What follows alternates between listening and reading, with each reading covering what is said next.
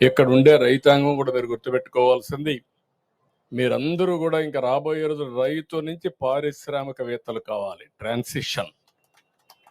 ఇంకా మీరు రైతు ఆలోచన చేశారంటే మళ్ళీ ఎక్కడికో పోయి ఒక 5 ఎకరాలు 10 ఎకరాలు భూమి తీసుకొని మళ్ళీ వ్యవసాయం చేయాల్సి వస్తుంది. నాకు వ్యవసాయం నేర్పుతావా? ఇందాకే చెప్పాను కదా బాబు, ఒక్కసారి ఈ మట్టిలో కాలు పెడితే ఆ భూదేవి తల్లే లాగేసుకుంటది.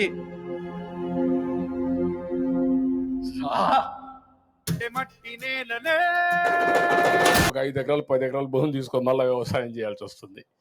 కాదు, ఈ ప్లేస్ మారింది, ప్రొఫైల్ మారింది. మీ ఆలోచన మార్చాలి, మీరు కూడా బాగుపడాలి.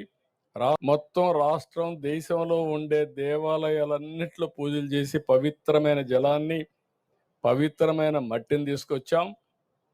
ఆ దేవుళ్ళ ఆశీస్సులు తీసుకొచ్చాం. మసీదుల నుంచి, చర్చిల నుంచి, ప్రార్థనాలయాలను తీసుకొచ్చాం. కడాన ప్రధానమంత్రి గారు కూడా పార్లమెంటు సాక్షిగా పార్లమెంటు మట్టి భూమి మాయమవుతున్నది ఓరన్న, రైతు మాయమవుతున్నాడు.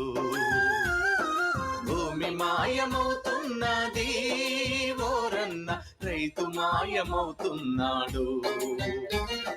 పరిశ్రమల పేరిట, ఫ్యాక్టరీల పేరిట, ఆధునికత పేరిట, అభివృద్ధి పేరిట పొలము గుండె తొలుచుకొని పొగగొట్టాలొస్తున్నా. పంట చేల కంఠాలకు ఉరితాళ్లే పడుతున్నా. నేలని గంటువులోన గతకాలపు వైభవంల రైతు అనే పదమొకటి నిక్షిప్తం అవుతున్నది.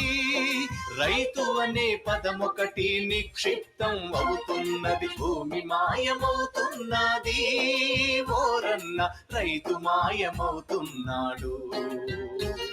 ఏది చేసినా ప్రజల కోసం చేస్తా, భవిష్యత్ తరాల కోసం చేస్తా. మీరు కూడా సహకరిస్తే రాష్ట్రం అన్ని ప్రాంతాల్లో అభివృద్ధి చేసుకుంటాం.